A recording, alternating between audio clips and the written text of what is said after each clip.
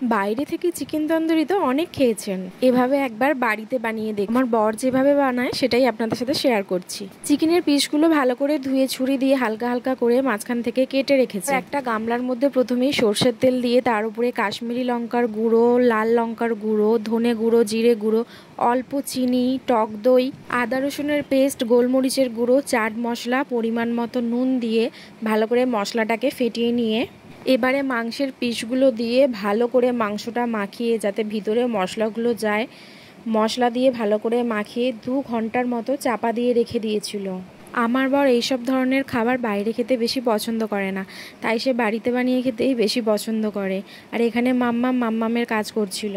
এদিকে আমি চাটনি বানানোর জন্য আদা, কাঁচা লঙ্কা, রসুন, ধনেপাতা, লেবুর রস, চাট মশলা, নুন আর ভাজা জিরে, দই দিয়ে এটাকে পেস্ট করে নেব। আপনারা চাইলে এতে পুদিনা পাতাও দিতে পারেন। ধনেপাতাটা একটু অল্প ছিল, তাই জন্য এটা পেস্ট করার পর একটু পাতলা হয়ে যাবে, না হলে আরও বেশি গাঢ় হতো। তো 2 ঘন্টা হয়ে গেছে। এখন যেটা করে, চাটুর মধ্যে অল্প তেল দিয়ে মাংসের পিসগুলো দিয়ে একটা বড় গামলা চাপা দিয়ে দিয়েছে। মিডিয়াম টু লো ফ্লেম, মাঝে মধ্যে হাই ফ্লেমে 5 মিনিট ছাড়া ছাড়া এরকম উল্টে পাল্টে আবার চাপা দিয়ে দিতে হবে। খুব বেশিক্ষণ টাইম লাগে না, তবে একেবারে সব মাংসগুলো দিয়ে দেবেন না, এরকম 2 পিস 3 পিস করেই দেবেন, যেহেতু তান্দুরির পিসগুলো একটু বড়ই থাকে। 10-15 মিনিটের মধ্যেই দেখবেন এরকম পোড়া পোড়া হয়ে গেছে, তখন তুলে নিয়ে বাকিগুলো আবার দিয়ে চাপা দিয়ে দেবেন। এবারে এরকম একটা লুচি ছাকার জালে মাংসটাকে পুরো হাই ফ্লেমে পোড়াবেন। খুব সুন্দর গন্ধ উঠবে, 5 মিনিটও লাগবে না এটা পোড়াতে। তারপরেই গরম গরম বাটার ব্রাশ করে নেবেন। আমার বাটার ব্রাশটা মেয়েটা কোথায় ফেলে দিয়েছে, তাই চামচ দিয়েই ব্রাশ করে নিচ্ছি। এভাবেই প্রত্যেকটা মাংস করে নেবেন, খুব অল্প সময়ের মধ্যেই হয়ে যাবে।